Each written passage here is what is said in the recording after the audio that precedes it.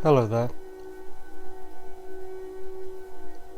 I want to talk a bit about fourth way practice.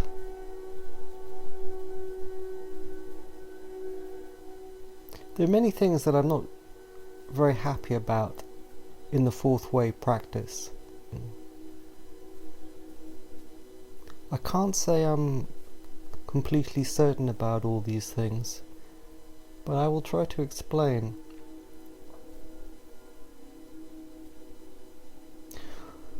One thing is about these exercises that people do. You hear people say, oh well, here's an exercise and here is another exercise. Feel your legs or count to 10 or this, that and the other.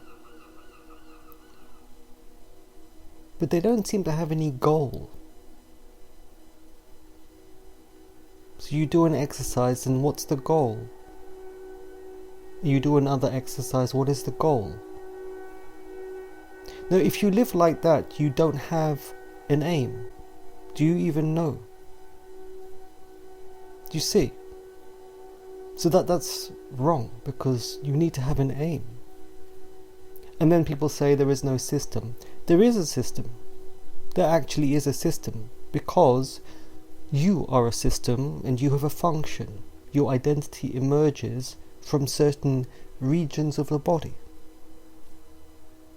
And gaining the real identity is the whole point, isn't it? So there is a system, because you function in a particular way, and making you function properly is the aim. Another nonsense is when Ouspensky tries to forcefully self-remember himself as he's walking around the block. Like, I'm going to self-remember, I'm going to self-remember. What he's doing there is working with the masculine, forceful power. Forcing it. And it doesn't work, because there is no law of three. So he is prima facie not following the ideas of the fourth way. To follow the ideas of the fourth way, for something to happen, you have to use both the masculine and the feminine force together in order to alchemize something new. That's the law of three. As I've said before, the way to correct that practice is to forcefully try to self-remember and then to stop and to enter a passive phase. So you stop all activity and then you receive. You enter the back-flowing current. You receive. When you affirm, you're creating something. You're creating forcefully a sense of self-remembering. You can just about make something happen there. And then you stop and then you receive what you have created and you merge with it. You become it. And then you repeat the affirming phase, and then you repeat the denying phase. And that's how you apply the teaching. And the aim is to create a permanent, continuous sense of self-remembering.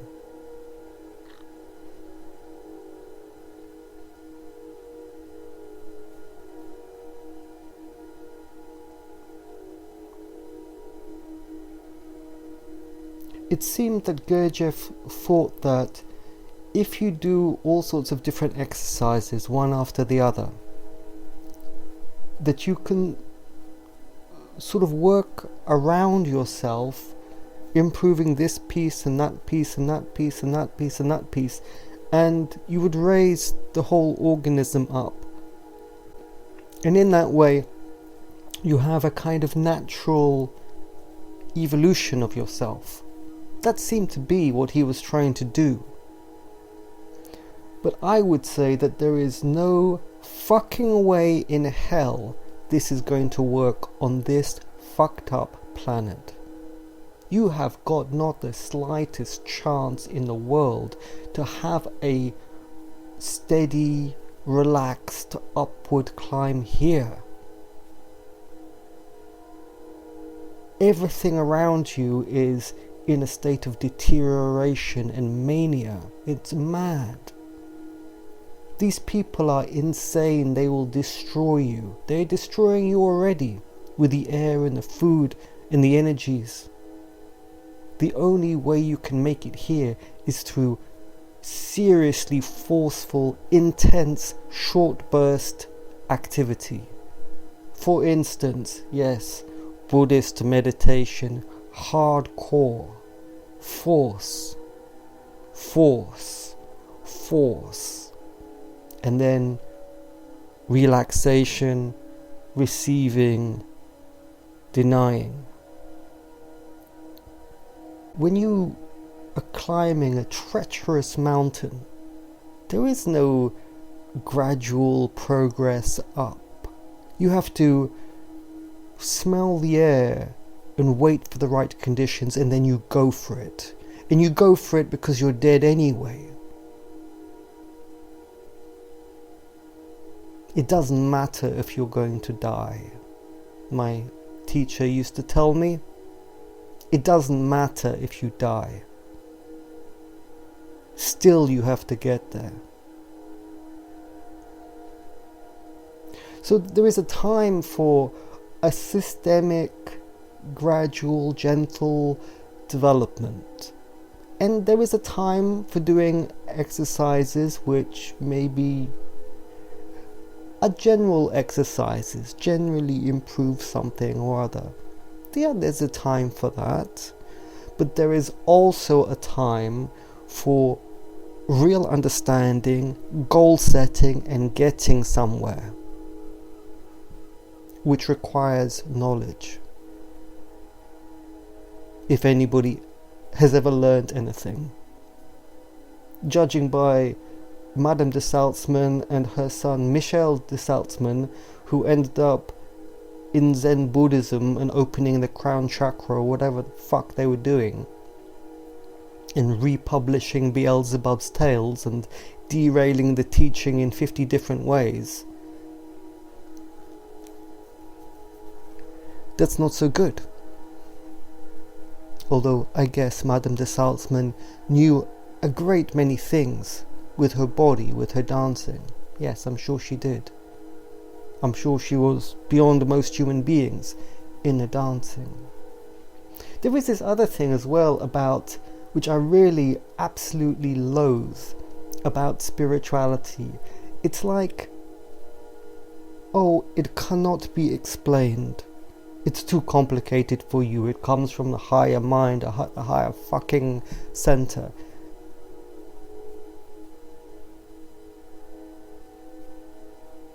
I've seen a lot of things of a higher ilk, but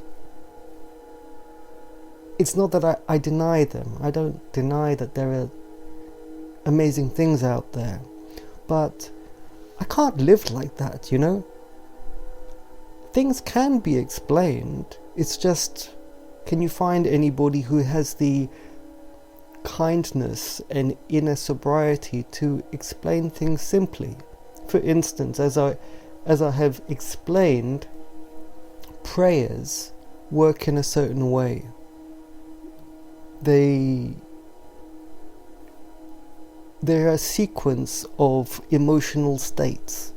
There's something like that. And the words trigger a kind of imagery that triggers an inner feeling. And so when you pray, each line is a different feeling form, and sequencing through them, they create this alchemical change inside of you. There's something like that.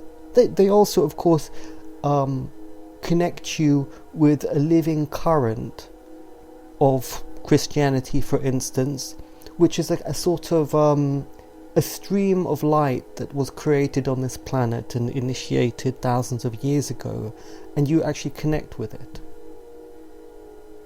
by continuing the prayers of the people from previous generations.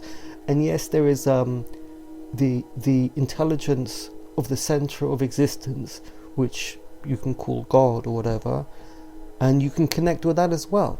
So all these things can be explained, you know.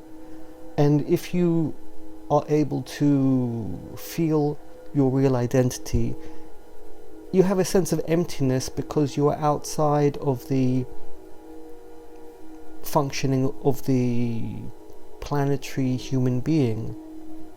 But it's not empty. It's just you live in a world one up. Like on the ray of creation, you live in a world that is at a higher stop. And so it doesn't have all the madness of the human world, which is a lower world. And so it feels empty in the beginning, but the more time you spend there, you start to notice different details, and then you can describe it once again. It's like going to a new mountain, and you can't describe it because you only went there a few times. And it's of an unknown type. So you have to spend time in that new place. And then you can start to write down the concepts, and you can say this side is like that, and that side is like this, and blah, blah, blah. So yeah, there is nothing that cannot be explained. Everything can be explained. And the sort of exploration and learning and explaining anew and going to higher places is all part of the journey of existence, you know. And mostly people who have this kind of mysterious bullshit, oh, it cannot be said, it's impossible to know. This is bullshit. I don't like those people.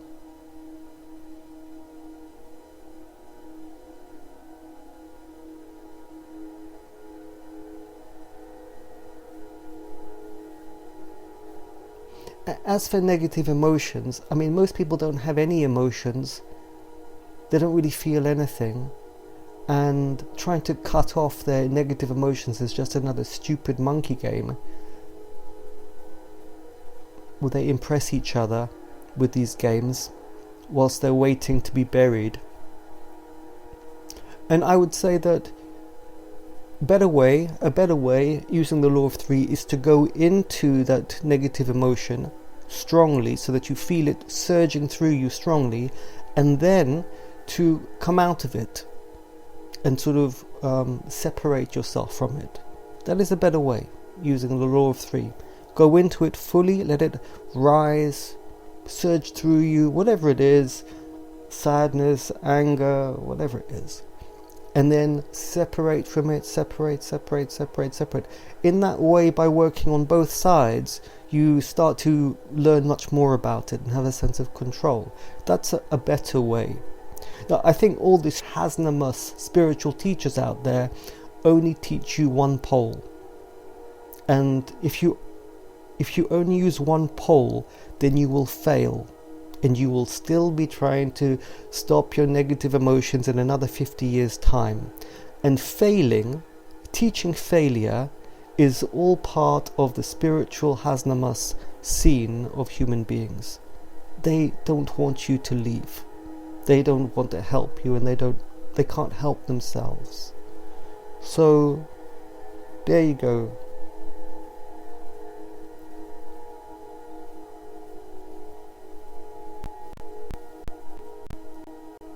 Make of it what you will.